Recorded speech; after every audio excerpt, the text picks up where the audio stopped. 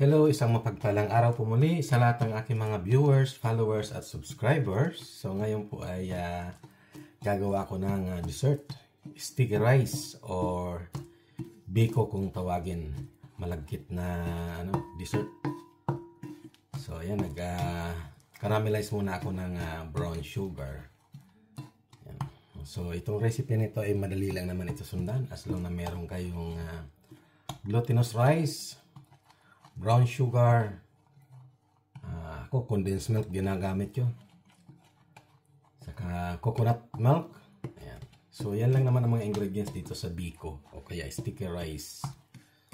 So make sure na makaramelize muna natin ang sugar para mas maganda ang kulay kasi dark brown siya.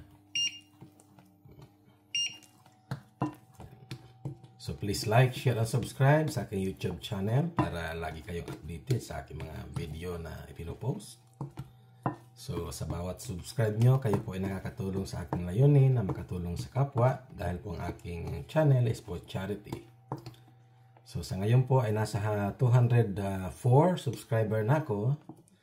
So that time na pinapasahod na ako ni YouTube. So lahat po ng kikitain ko ay ibibigay ko sa kawang gawa. So please like and share at subscribe po sa aking YouTube channel. So yan, dark brown na siya pero kulang pa siya. Saka ko i-add ko yung aking coconut milk. So make sure na wag nyong susunugin yung sugar kasi pangit ang lasa. So ayan, caramelize na siya. So, ang gagawin ko, i-add ko na yung aking coconut milk. Yan. Para maluto siya, mag-oily. Maluto ng maigi. Kasi, pag hindi sila naluto, yung gata, within 3 days lang, nag-ano na siya, inaamag. Kasi hindi naluluto yung kanyang oil. So, make sure na lutuin natin yung maigi para mas magtagal ang itong sticky rice. So, konti lang itong niluto ko. Siguro mga 300 grams lang siguro. So make sure na haluin lang natin maluto yung coconut milk. Ayan nagbuo-buo siya. Pero mamaya, pag na uminit na ito, magmi-melt uli yan para mag-absorb yung gata. So ayan nag-melt na uli yung sugar. Ay kumukulo na siya. So i-add ko naman yung aking condensed milk.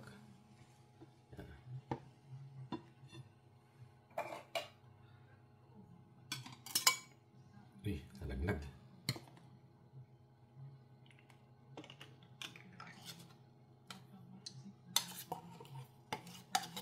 So, mas malasa ito pag mayroong condensed milk.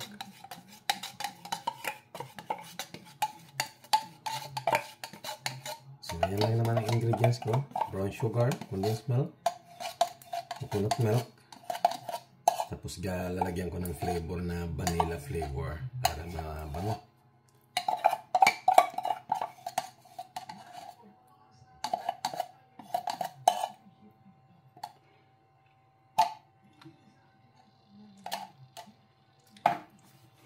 Haluin lang natin hanggang sa kumulo siya, tapos hanggang sa maluto yung coconut milk. Ang ganda ng kulay, dark brown talaga. So ayan, dadagyan ko ng vanilla flavor para mas malasa, mabango.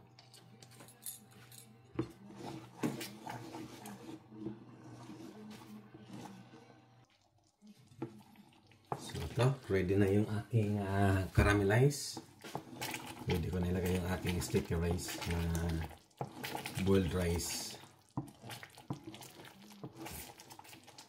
So lutong-luto na yung aking caramelize, yung aking coconut milk, boiled na siya. So ready ko na ilagay yung aking sinaing na sticky rice. So ito na yung time na ilalagay ko na yung aking sticky rice na sinaing. So ito yung aking sticky rice. So yan guys, ilalagay ko na yung aking rice para ma-absorb na siya.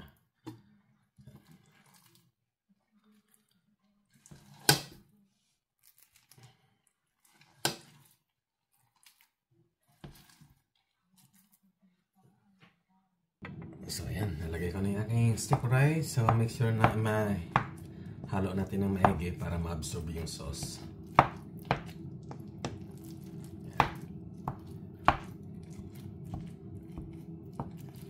Ayan, itong pang dessert.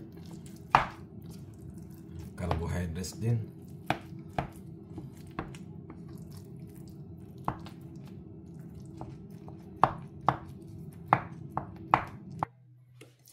So ayan, ready na yung aking sticky rice. So patayin ko na siya. So ilalagay ko na ito sa aking dish. Meron akong ginawa ditong latik. Yung ang oil, itinabi ko. So ito, yung galing sa coconut oil. Gawa ko ng latik. Tapos yung aking dish, pupunasan ko lang siya ng oil. Itong ginawa ko sa latik para hindi dumikit yung aking sticky rice. And then pagkalagay ko, lalagyan ko rin siya sa ibabaw ng pupunasan ko rin siya para mas malasa yung coconut oil.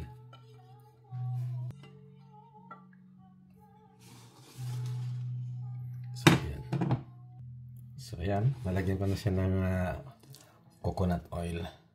So ilalagay ko na dito yung aking sticky rice.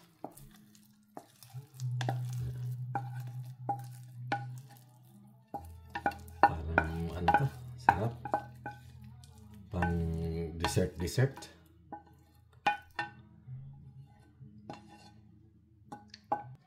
Ayan. Lagyan ko na siya dito ng i-cool down ko na siya. Ayan, isalin ko na siya. Lalagyan ko siya ng oil sa taso para mag-melt yung coconut oil. So, nilagay ko lang ito sa fridge. So, hindi naman masisira. Matagal masira ito. So, pag kinain talaga itong sticky rice, malalasahan yung coconut oil. Ayan. Nasa mag-melted yan.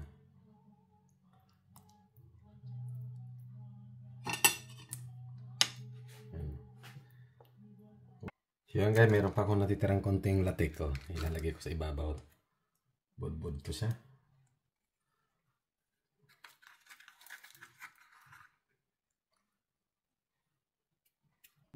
So ayan na guys, yung aking sticky rice or biko. Ayan. Muli, maraming salamat po muli sa inyong panonood. God bless po.